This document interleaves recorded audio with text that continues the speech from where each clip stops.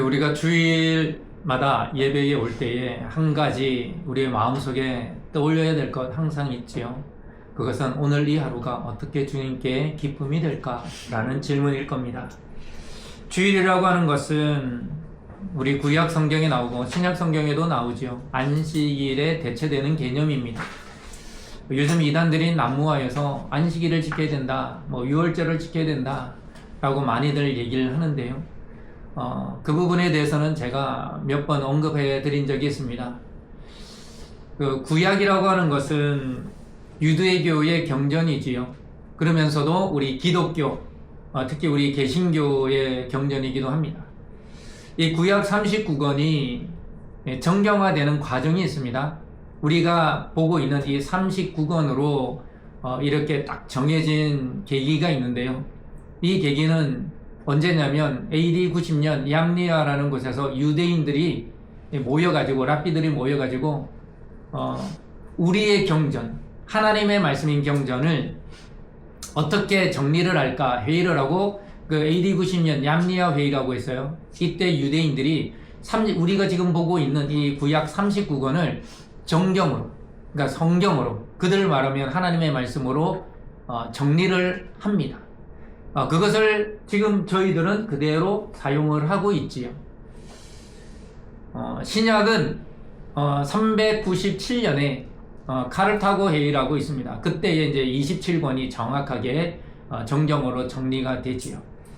어쨌거나 우리가 보고 있는 이 신구약 성경을 보면 안식일이라는 날이 계속 등장을 하지요. 이것은 하나님께서 십계명 가운데서도 보면 나오지요. 너희는 안식일을 거룩히 지키라. 이 안식일은 하나님께서 6일 동안 세상을 창조하시고 제7일째 쉬었기 때문에 그 제7일 쉬는 날을 가리켜 안식일이라 성경은 명령하고 있습니다. 근데 이 안식일의 개념이 시간이 흐르면서 단순히 쉬는 날이냐, 그렇지 않은 거죠. 하나님을 예배하는 날로 더 많은 그 의미가 정리가 되어졌습니다. 그렇다면 우리가 안식일을 대체해서 그 다음 날, 여러분 안식일 다음 날이 뭡니까? 토요일이 원래는 안식일이죠. 우리 흔히 말하는 일요일이 우리는 주일입니다. 주님의 날, 그래서 주일이라고 하지요. 그래서 우리는 주님께서 그 날에 부활하셨기 때문에 그 부활하신 날을 주님의 날이라 우리가 명명하면서 그 날에 모여 하나님의 그 부활하심을 기념하며 예배를 드립니다. 그 주님의 부활이 나의 부활이 될 것을 믿고 예배를 하는 것이죠. 그렇지만 주일이 단순히 주님의 부활만을 우리가 기념하며 드리는 예배의 날은 아니라는 거죠. 그렇다면 우리가 주일을 어떻게 이해하고 어떻게 맞이하며 보내야 될까? 첫 번째, 이 질문을 먼저 해야 되죠. 주일에 무엇을 해야 할까? 정말 신앙의 유산을 제대로 물려받고 그렇게 신앙 안에서 자라오신 분들은요, 주일이 되기 전부터 주일을 준비합니다. 헌금도 준비하고요, 내일 입고 갈 옷도 다 준비해 놓고요, 그리고 가방도 이렇게 다 들고 갈 가방까지도 다 준비를 하지요. 어떻게 보면 참 아름답고 귀한 일이라 저는 생각을 합니다. 하지만 하나님께서 원하시는 것은 그것만이 아니라 그 이상의 것을 원하고 계신다는 사실을 우리는 기억해야 합니다. 먼저 오늘 본문의 내용을 잠깐 보면요, 손 마른 사람이 등장을 합니다. 그런데 이 배경은 안식일이죠. 안식일에 예수님께서 회당에서 가르치시세 이렇게 되어 있거든요. 가르치다란 말은 그러니까 안식일에 그 회당에 예배의 순서가 있습니다. 예배의 순서가 있는데 회당장에 나와서 구약의 말씀을 이렇게 읽습니다. 구약의 어느 말씀을 이렇게 읽으면 이 말씀에 대해서 누가 강론을 할 사람이 있습니까? 하면 누군가가 나와서 그 말씀에 대하여 이렇게 얘기를 하는 거죠. 근데 예수님이 나가서 그 말씀을 이렇게 가르치셨다라는 의미입니다. 그런데 예수님의 눈에 그 많은 사람들 중에 누가 눈에 들어왔느냐? 손 마른 사람이 들어왔다라는 거죠. 손이 마르다라는 건 손이 살이 없어서 말랐다 이 얘기가 아닙니다. 이 팔 자체가, 오른손 자체가 뭔가 질병에 의해서, 정확하게 모르겠지만 우리가 소아마비 같은 경우 있죠. 그러면 팔이 정상적으로 자라지도 않고 조그마거나 이렇게 막 굳어져서 사용할 수 없는 그런 상황이라는 거죠. 그런 병이라는 것을 의미합니다. 오른손이, 또 왼손이 그럴 수도 있지만 이 사람은 오른손이 질병에 걸렸어요. 병들었다라는 거죠. 여러분, 우리가, 저도 오른팔을 한번 다쳐봐서 아는데, 여러분 오른팔 이렇게 만약에 다쳐서 사용 못하면 얼마나 힘듭니까? 첫 번째 세수하는 것도 너무 힘들어요. 저도 이게 팔이 부러져 봐가지고 왼손으로 이렇게 세수를 하는데 진짜 힘듭니다. 그것뿐만 아니죠. 여러분, 밥 먹는 것도 어때요?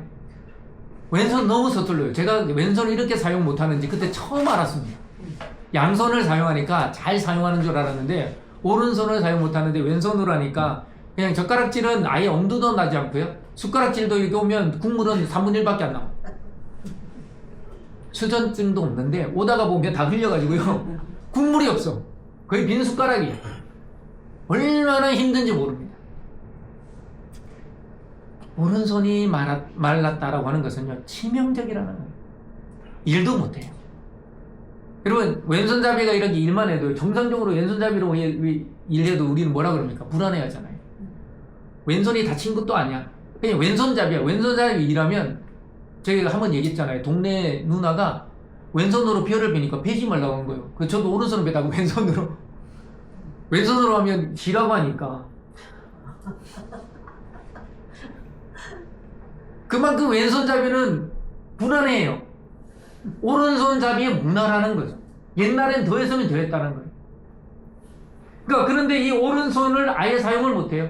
이 사람의 삶은 치명적인 삶이라는 거예요. 생계가 어려운 삶이겠죠. 누군가의 도움 없이는 살아가기가 어렵다라는 겁니다. 어떻게 보면 그 당시, 지금도 그렇겠지만 그 당시 불치병이죠. 이걸 누가 고칩니까? 고칠 수 있는 의술도 안 되고 그런 상황도 안 되면 그런 여건도 안 된다라는 거죠. 그 주위에 있었던 사람들은 운명이라 생각했을 겁니다. 어쩔 수 없어요. 그렇게 살아갈 수밖에 없다라는 거죠. 근데 예수님은 그 손마른 사람이 눈에 들어왔고 너무나도 안타까웠어요. 7절에 보면요. 7절에 보면 이런 말씀이 있습니다. 우리 함께 읽으실까요? 서기관과 시작. 서기관과 바리새인들이 예수를 부활할 징조를 찾으려 안식일에 병을 고치시나 어려우니. 누가 그랬다고 되어 있습니까? 서기관과 바리새인. 여기 서기관이라고 하는 것은 이제 구약 성경을 이렇게 보면요, 아주 옛날부터 서기관이 나옵니다. 옛날 구약 시대에, 왕정 시대의 서기관은 높은 관료, 고급 관료예요. 이 서기관이 이제 역사적으로 이렇게 하는 일이 많이 변천이 되는데, 그 옛날 시대에 정확하게 어떤 일을 했는지 모르겠지만 제사장과 더불어 성전의 돈을 관리하는 일을 했습니다. 그러니까 어떤 분은 그렇게 설명을 하시더라고요. 요즘식으로 말하면 기획재정부 장관이다. 그런 역할을 했다라는 거죠. 여러분, 그 한민족, 그 나라에 있는 모든 종교세가 다 그쪽으로 들어옵니다. 그 돈이 어마어마했겠죠. 그 돈을 관리를 하는 거예요. 단순히 성전의 관리에 비용만이 들지 않겠죠. 성전에서 일하고 있는 제사장들의 녹을 줘야 되고요. 또 레위인들의 녹을 줘야 되고요. 그리고 성전에 관련된 수많은 사람들에 관련돼서 그런 돈을 재분배를 하며 그 활용과 쓸모에 대해서 기획을 했을 겁니다. 그런 일을 했던 사람이 서기관이었다라는 거죠. 근데 잘 알다시피 이스라엘이 북이스라엘 멸망하고 남유다도 멸망하고 난 후에 성전이 없어져 버렸죠. 그러니까 서기관이 원래는 이 성전에 관련된 업무, 특히 돈에 관련된 업무를 했는데 성전이 없어지니까 그 일을 할 수가 없죠. 그런데 서기관들은 똑똑합니다. 지식인들이, 최고위의 지식인들이었겠죠. 그래서 성경을 필사를 하기 시작하는 거예요. 그래서 성경 필사하는 일들을 이제 주업으로 합니다. 그래서 나중에는 포르기 시대에도요, 여러분, 에스라라는 제사장이면서 이 에스라는요, 서기관이었습니다. 성경을 필사하는, 제사장이, 신부는 제사장이지만 그 서기관의 일을 역시 도맡아 했다라는 거죠. 성경을 필사하는 일은요, 결코 쉬운 일이 아닙니다. 언어에 능통해야 됩니다. 학식이 있어야 됩니다. 그냥 보고 뺏기는 게 아니에요. 그만큼의 지식이 있어야 되는 거죠. 근데 서기관이 이렇게 쭉쭉쭉 내려오다 보니까 성경을 단순히 필사하는 것만이 아니라 성경에 대해서 잘 아니까 성경을 가르치는 거예요. 그래서 서기관들은 대부분의 랍비입니다. 성경을 가리키는 랍비가 되는 거예요. 그렇다면 예수님 시대의 서기관도 별반 다르지 않습니다. 성경을 필사하고요, 성경을 가르치는 그 일을 주업으로 했다라는 거죠. 다시 말하면 서기관이라고 하는 사람들은 성경에 대해서 너무나도 잘 알고 있는 사람이라는 거예요. 근데 이렇게 성경에 대해서 잘 안다면 하나님의 말씀, 하나님의 뜻이 무엇인지를 그 누구보다도 잘 알아야 되는 사람들 아닐까요? 근데 오늘 7절에 보면 서기관과 바리새인들이 예수를 고발할 증거를 찾으려 하여, 예수님이 안식일에 병든 자를, 이 병자들을 고친 일이 한두 번이 아니거든요. 그러니까 이번 안식일에 오늘은 저 예수라는 사람이 오늘 어떤 일을 할지 눈에 불을 켜고 지켜봤다라는 거죠. 여러분 한번 봅시다. 사람이 병에 걸렸다가 낫는 것은 좋은 일이에요, 나쁜 일이에요? 좋은 일이죠. 만약 그 대상이 나였다고 한다면요, 여러분 안식일이든 뭐일이든 내 병이 낫는 게 중요한 거 아닙니까? 우리의 가족이라면요, 좀 더 넓혀서 우리 친척이라면요, 우리 이웃이라면요. 근데 문제는 나도 아니고 나의 가족도 아니고 나의 친척도 아니야, 나랑 별 상관없는 사람이야. 여기에서 문제가 생기는 거예요. 안식일을 지켜야지. 안식일 규정, 하나님이 말씀하신 명령을 지켜야지. 안식일은 하루지만 나머지는 6일이잖아요. 6일 동안 수술받고 치료하고 나으면 되지. 생각이 달라지는 거예요. 뭐 때문에요? 나와 관련 없는 사람이라고 생각하니까. 하나님 입장에서 한번 생각해 보세요. 그가 누구든 죽을 목숨이 살게 되고요, 그 병이 나았게 된다면 하나님 입장에서도 그게 기쁜 일이 아닐까요? 그렇다면 우리가 주일에 무엇을 해야 할까요? 정답은 하나죠. 하나님이 기뻐하시는 일을 해야 합니다. 내가 기뻐하고 또 사람들이 기뻐하는 일이 아니라 하나님이 기뻐하는 일을 해야 됩니다. 다시 7절로 가보면요, 서기관과 바리새인들은요 율법에 미친 사람입니다. 율법이라고 말하는 것은 모세를 통하여 주신 말씀을 우리는 율법이라고 합니다. 교회를 수십 년 다녀도 율법이 뭐예요? 물어보면 말을 못해요. 율법은요, 모세를 통하여 하나님이 주신 말씀이 율법입니다. 더 정확히 말하면 시내산에서 받은 하나님의 계명이죠. 그게 어디서 어디까지 나온다 그랬습니까? 이제는 한번 외워볼 법도 한데 따라하겠습니다. 출애굽기 19장 1절부터 민수기 10장 10절. 예, 또 잊어먹으셔야 돼요. 그래야 제가 또 말씀을 드리죠. 이 질문을 나에게 던져봐요. 나는 믿음으로 살아가는 순간마다 무엇을 찾고 있는지. 지금 서기관과 바리새인들이 하나님의 말씀에 능통하고 하나님의 말씀에 목숨을 건 사람들이 하나님의 뜻을 알지 못한 채 예수님이 이 안식일을 지키냐 안 지키냐, 또 어떤 나쁜 일을 할까에 주목하고 있는 거예요. 그것이 하나님이 원하시는 일일까요? 아닙니다. 이거를 나 자신의 삶에 대입해보면 하나님께서 얼마나 전능하시고, 그래서 그런 용도로 하나님이 나를 위해서 어떤 일을 할지에 우리는 관심을 갖습니다. 이게 나쁜 게 아니에요. 당연한 거죠. 우리는 하나님의 자녀요, 하나님의 백성으로서 하나님이 그 전능하심으로 나에게 좋은 일을 해주시기를 바라는 것은 당연한 거죠. 그런데 내 관심이 거기까지야. 이게 문제라는 거예요.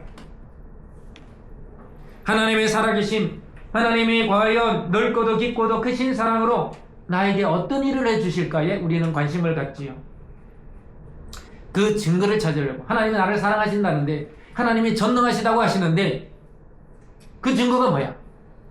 오늘 이 예배 시간에 나를 변화시키고 나에게 또 내 기도를 응답하시고 내 삶을 더 편안하게, 더 좋게, 더 잘 살게 해주셔야 하는 게 아닌가? 그 증거를 찾는데 골똘한다는 거죠. 우리 신앙인들은 하나님께서 나에게 무엇하여 주시는지 주목하는 것이 아니라 내가 하나님을 위해, 내가 나의 구주 되신 예수 그리스도를 위해 무엇하고 있는지 주목해야 합니다. 여러분, 그렇지 않으면요, 서기관과 바리새인과 다를 바가 없는 거예요. 오늘 주일을 맞이하신 여러분, 또 하나님 앞에 나온 여러분, 하나님이 내게 무엇하여 주시는지가 아니라 내가 하나님을 위해 무엇하고 있는지에 주목하시기 바랍니다. 두 번째, 이 주일을 어떤 날로 만들어야 하는지에 우리는 또 관심 가져야 합니다. 예수님께서는 회당의 수많은 사람들, 특히 서기관과 바리새인들이 자신을 주목하고 있다는 사실을 단번에 아셨어요. 그렇기 때문에 말씀을 가르치는 그 도중에 그 손마른 사람을 그 자리에서 일으킵니다. 세우시죠. 9절 우리 다 함께 읽어볼까요? 우리 9절 예수께서 시작. 예수께서 그들에게 이르시되 내가 너희에게 묻노니 안식일에 선을 행하는 것과 악을 행하는 것 생명을 구하는 것과 죄로 어느 것이 옳으냐. 아멘. 예수님이 던진 질문이 무엇입니까? 안식일에 선을 행하느냐 악을 행하느냐. 여러분, 이 질문이 너무너무 중요합니다. 안식일에는 우리가 무언가를 해야 된다는 거예요. 아니요, 우리는 무언가를 할 수밖에 없다라는 거예요. 근데 그 무언가가 하나님 보시기에 선이냐 하나님 보시기에 악이냐, 그 둘 중에 한 가지라는 거예요. 여러분, 내가 아무 일도 안 하면 아무 일도 일어나지 않죠? 그 맞는 말일까요? 아니요. 내가 아무것도 하지 않으면요, 악이 판칩니다. 여러분, 누군가가 막 도둑질하는 걸 봤어. 내가 아무것도 하지 않으면 아무 일이 안 일어나나요? 나는 그 악을 묵인하고 그 악에 동조하는 거예요. 누군가가 들어가다가 갑자기 쓰러졌어. 나 못 봤어. 아무 일도 하지 않으면 아무 일이 안 일어나나요? 그 사람은 죽을지도 모릅니다. 그 생명이 위험하게 될지도 모릅니다. 여러분, 우리가 어떤 상황이든 내가 선을 행하든 아니면 반대로 악을 행하든 둘 중에 하나라는 거예요. 그 중간은 없어요. 주일도 마찬가지입니다. 우리가 하나님 앞에 나와 이 예배를 드리든 예배를 드리지 않든 둘 중에 하나겠지만, 하나는 선이 되고 하나는 뭐가 된다고요? 악이 된다는 거예요.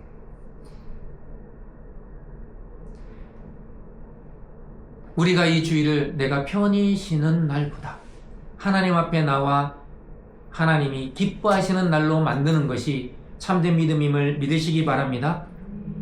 예수님의 질문을 다시 요약해보면 그렇습니다. 안식일에 선을 행하느냐 아니면 악을 행하느냐의 문제라는 거예요. 안식일은요, 단순히 쉬는 날이 아니라는 거예요. 내가 6일 동안 열심히 일했으니 그냥 안식일을 쉬어야 되겠다. 아니요, 안식일의 개념은 그게 아닙니다. 예수님의 이 질문 속에 안식일을 우리는 어떤 날로 만들어야 될지 너 스스로 그 질문에 답하라는 거예요.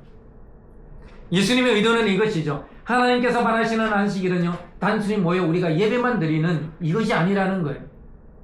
그러한 날 이상이 되어야 됩니다. 안식일의 예배 좋은 거죠. 선입니다. 그 순간만 끝나는 것이 아니라 그것만으로 만족할 것이 아니라 우리도 그 누군가에게 선을 행하는, 이 선이라는 건 남을 돕는 것 그 이상입니다. 남을 도와주는 것도 귀한 일이죠. 그러나 하나님이 기뻐하시는 모든 것들이 선이라는 거예요. 단순히 율법의 규정을 지키는 것이 안식일의 참된 의미가 아닙니다. 하나님은 더 나아가 한 생명에게 집중하고 그 생명을 살리고 그 생명이 영적인 안식, 평안을 얻는 그 일에 저와 여러분을 사용하시기를 원하시는 줄 믿으시기 바랍니다. 제가 이 말씀을 준비하다가 이 손마른 사람의 상황과 그렇지 않는 그 당시 그 회당에 모여 안식일에 예배를 드리고 있었잖아요. 예배를 드리는 사람을 이렇게 생각을 해보았습니다. 묵상을 했죠. 그랬더니 뭐가 이렇게 떠오르냐면, 저희 나라가 35년, 거의 6년이죠. 36년간의 그 일제강점기를 거치면서 수탈을 당해가지고, 사람도, 이 자원도 다 수탈을 당해가지고요. 저 거의 그냥 최빈민국으로 치닫고 있었죠. 거기에 우리가 어떻게 됐습니까? 6.25 전쟁이라는 정말 비극적인 일이 일어나서 완전 최빈민국 중에 최빈민국이 되었습니다. 원래 우리나라는요, 그 이전에 선진국이었어요. 여러분, 자부심을 가져야 돼요. 그 세상 어느 나라도요, 조선시대만큼 기록을 남긴 나라가 없어요. 그 선진국이라 했던 그 유럽의 강대국들요, 그런 기록이 없습니다. 왕정 제도였지만 왕이 마음대로 못 다스리는 나라. 그게 조선시대였습니다.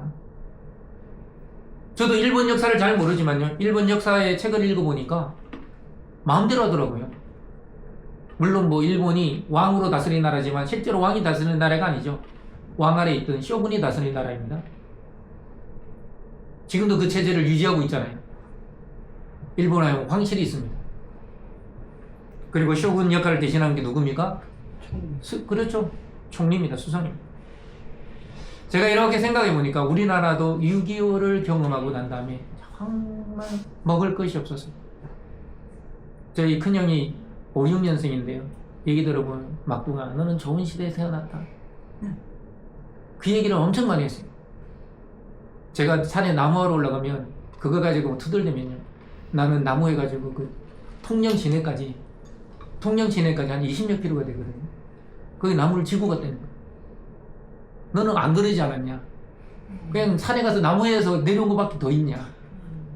그래서 저희 집에 안 믿겠지만 뭐 제가 키가 제일 커요. 형들은 하도 치기를 져가지고 키가 안 컸다고 그러는 거예요. 믿거나 말거나. 하도 치기를 많이 져가지고 키가 안 컸다는 거예요. 우리 키 작으신 분 치기를 많이 지셨나 보다. 근데 우리나라도 이제 산업화가 돼가지고 막 발전을 했잖아요. 근데 정말 아무것도 없는 상태에서 발전하려고 하다 보니까 선진국인 체제를 가지고 발전해 온 게 아니잖아요. 어떻게 보면 아무것도 없는 데서 시작하다 보니까 사람의 인권에 대해서도 별 관심도 없었고 먹고 사는 문제가 중요하다 보니까 인권은 저 바닥에 있었던 거예요. 여러분 1970년대 우리 전태일 열사를 알 겁니다. 아시는 분이 있을 겁니다.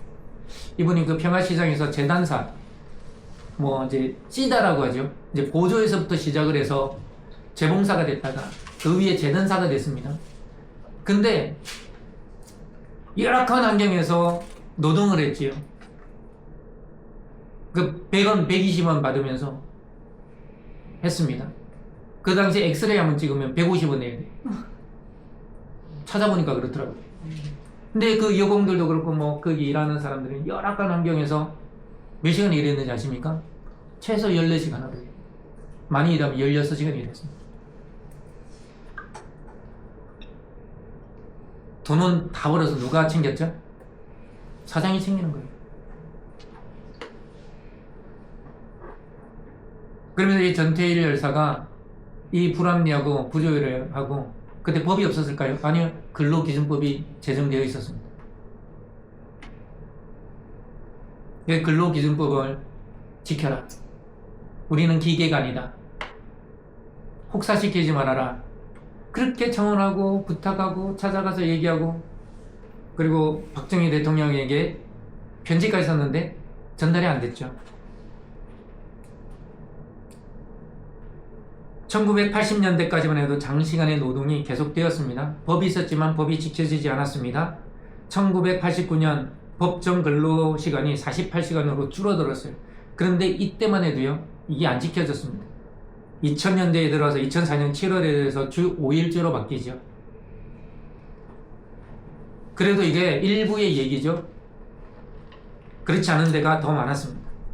제가 왜 이 근로시간에 대해서 얘기를 하냐. 그 당시 정말 인생의 밑바닥에서 그거 아니면 할 일이 없는 그런 사람들이 일했던 데가 그런 일터였지 않습니까? 근데 그 사람들을 우리 교회조차도 잘 안 돌봤다는 거예요. 뭐 정치하는 사람들은 말할 것도 없고 우리의 관심이 우리의 이웃에게 있지 않으니까 그렇게 어렵고 힘든 삶을 살아가고 있는 사람들의 삶을 우리는 이해를 못하는 거예요. 뭐라 얘기합니까? 지금 먹고 살기도 바쁜데 네가 왜 그딴 얘기를 하냐? 그게 전태일 열사가 죽을 수밖에 없었던 이유와 환경이었어요. 그래서 자기가 휘발유를 끼얹고 분신 자살을 하지 않았습니까?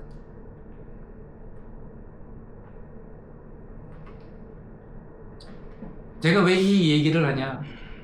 교회는요, 우리 사회의 아픔에 대해서 관심 가져야 됩니다. 어쩌면 우리 여기 계신 우리 나이 많은 권사님들 그런 삶을 경험해 오지 않았습니까? 그때 누군가가 우리가 관심을 갖고요, 그런 사람들에게 사랑을 베풀고 관심을 가졌으면요, 사회는 더 좋은 사회가 됐고 더 일찍 더 변화되었을지 모릅니다. 근데 제가 목사라서 우리 기독교의 역사를 보면요, 솔직히 일부, 아주 일부가 그런 데 관심 가졌지 대부분의 교회들은 그런 데 관심이 안 가졌습니다. 그게 우리 교회가 오늘날 회개하고 다시 정신 차려야 될 과거의 흑역사죠. 영적으로 쉬는 날이란 무엇입니까? 내가 지금 육체적으로 못 쉬는데 내가 영적으로 쉴 수 있겠습니까? 여러분이 하루 노동을 14시간, 16시간 하고 와서 예배를 드리면 이 예배가 정말 기쁨의 예배가 되겠습니까? 안 됩니다. 하나님께서 말하는 안식일의 개념, 주일의 개념, 이 예배를 드린다는 개념이 바뀌어야 된다는 거예요. 단순히 쉬는 날이 아니라는 거예요. 내가 영적으로 평안과 기쁨을 누리려면요, 내 삶이 불합리한 삶이 되지 말아야 됩니다. 그 누군가의 억압 속에, 핍박 속에 누구는 수많은 권력과 그런 걸 누리며 살고, 내가 권력이 없다는 이유만으로 내가 누려야 될 걸 누리지 못하고 살아가는 사회, 거기에 대해서 우리는 아파하고 거기에 대해서 우리는 목소리를 내야 된다는 거죠. 이 손 많은 사람 보세요. 물론 아까 제가 먼저 전제로 말씀드렸습니다. 이거는 불치병입니다. 그 누구도 고칠 수 없죠. 그러나 문제는 그 사람에 관하여 누구도 관심 갖지 않는데 예수님은 그 사람에게 관심을 가졌다라는 게 우리가 주목해야 되는 거예요. 왜요? 우리는 예수 그리스도를 따르는 사람이니까. 예수 그리스도를 닮고자 하는 사람들이니까. 그리고 하나님의 관심은 거기에 있으니까. 세상 사람들은 그 손 마른 사람을 운명이라 생각했습니다. 너희의 운명이 그러하니 너는 운명대로 살아라. 근데 저와 여러분들은요, 운명을 극복한 사람인 줄 믿습니다. 극복했어요. 제가 지난번에는 말씀드렸잖아요. 저와 여러분이 어떻게 천국에 갑니까? 어떻게 하나님의 자녀가 됩니까? 아니요, 우리가 아무리 노력해도 하나님의 자녀가 될 수 없고요, 천국에 갈 수 없습니다. 그러나 예수 그리스도로 인하여 우리는 하나님의 자녀 되고 천국을 우리의 새로운 삶의 터전으로 이미 소유한 줄 믿습니다. 무엇을 본받아야 할까? 우리는 늘 예수님을 본받아야 합니다. 예수님이 그 회당 수많은 사람들 중에 손 많은 사람에게 관심을 갖고 그 사람을 주목하였던 것처럼 저와 여러분들도 그래야 됩니다. 먼저는 우리 공동체 안에 나보다 더 아파하는 사람이 있다면 그 사람에게 관심 갖고요, 마음을 열고 얘기하고요, 기도하고 또 도울 수 있는 만큼 우리는 도와야 됩니다. 그것이 하나님이 원하시는 참된 신앙의 공동체인 줄 믿으시기 바랍니다. 서기관과 바리새인들을 다시 한번 언급하면요, 하나님의 관심과는 정반대의 관심을 가졌습니다. 이 예수라는 작자가 또 안식일을 어떻게 범하고 어길지에 관해서만 주목했던 겁니다. 제가 바라기는 오늘 주일을 맞이한 저와 여러분이 안식일 이상 주님이 원하시는 그 단계에 이르러 주님 기뻐하시는 일에 주목하며 믿음으로 나아가는 은혜가 있기를 축복합니다. 아멘. 마지막 세 번째, 주님이 원하시는 주일은 어떤 날이 되어야 될까? 마지막으로 우리가 볼 대목이 10절입니다. 우리 다 함께 10절 한번 읽을까요? 시작. 우리를 들어주시고 그 사람에게 이르시되 내 손을 내밀라 하시니 그가 그리하매 그 손이 회복된지라. 아멘. 주님이 손 마른 사람 한 사람을 불러 일으켜 세웠지만, 저는 이 말씀을 읽는데 거기 있는 모든 사람들이 대표로 일어선 거예요. 여러분, 손 마른 사람은 외형적으로 손이 마르고 결정적인 치명적인 약점을 가지고 있는 거잖아요. 근데 저와 여러분들도요, 보이지 않는 그런 치명적인 삶의 무게와 문제가 있다고 저는 생각합니다.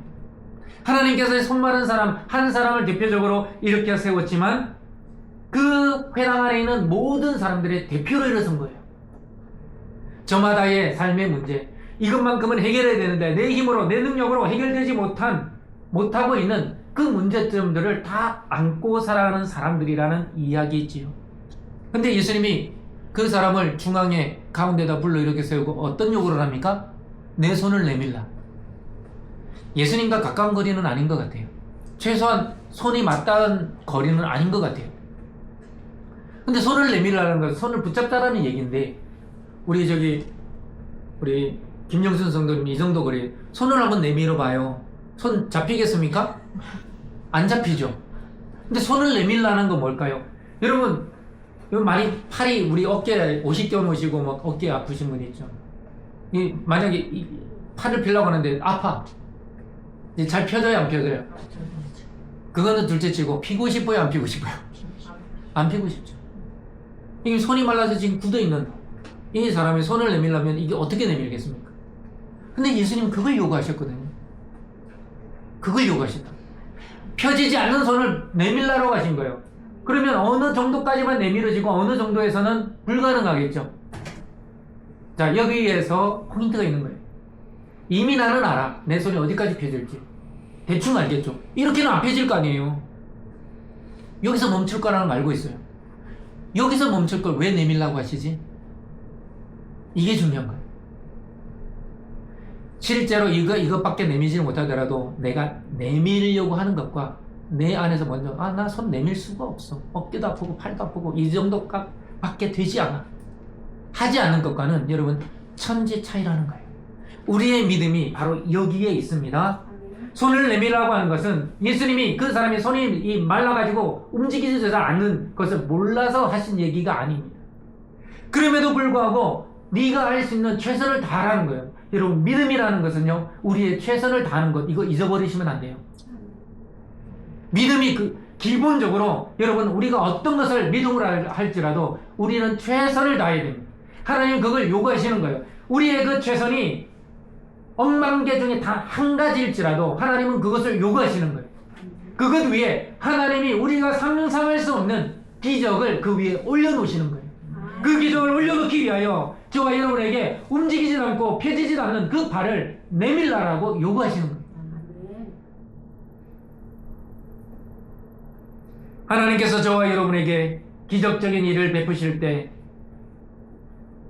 우리가 아무것도 하고 있지 않을 때가 아니라 우리가 하나님의 말씀에 뭔가 선한 일을 향하여 우리가 행하려고 생각하고 또 그 생각대로 최선을 다할 때 하나님의 기적이 저와 여러분의 삶 가운데에 일어나게 되는 줄 믿으시기 바랍니다. 11절에 어떻게 기록하고 있습니까? 그들은 노기가 가득하여 예수를 어떻게 할까 하고 서로 의논하니라.